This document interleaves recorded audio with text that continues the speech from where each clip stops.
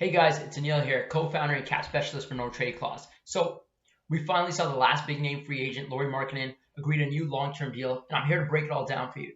For starters, this was a three-team trade involving the Chicago Bulls, Cleveland Cavaliers, and Portland Trail Blazers. So let's start by looking at it from Chicago's perspective. So obviously this offseason they committed to some new incoming players, Lonzo Ball, DeMar DeRozan, Alex Caruso.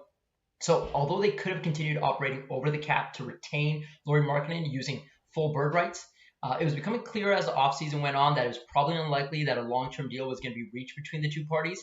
That meant there were two options for Lauri Markkanen. One, he plays under the one-year, $9 million qualifying offer to make himself an unrestricted free agent next season. Or two, he signs with another team. Now, the only problem was only OKC has cap space left. So if any other team was interested, the deal would have to be structured as a sign-and trade, meaning it required Chicago's willingness to participate. And in order for them to participate, they'd probably want to be somewhat compensated, which is exactly what ends up happening. Now, there was one salary cap wrinkle here, something called base year compensation, BYC for short, is factored into the trade math in this scenario. So when base year compensation is factored, the player's outgoing salary value for the team that's trading him away, Chicago, is different than the player's incoming salary value for the team acquiring him, which is Cleveland. So to make a long story short, without going into the details of how that applies, Lauri Markkanen's new salary starts at about $15.6 million. But for the purpose of this trade, his outgoing salary value for Chicago is only 50% of that. So about $7.8 million. And that means that Chicago could take back up to $12.8 million. Chicago ends up taking back Derrick Jones Jr. from Portland. He's an expiring contract with $9.7 million remaining. So they were well under that. And they also received a second-round pick from Cleveland and a protected first-round pick from Portland. Now, looking at this trade from Cleveland's perspective, they send out Larry Nance Jr. He's got 2 years, $20.4 million remaining.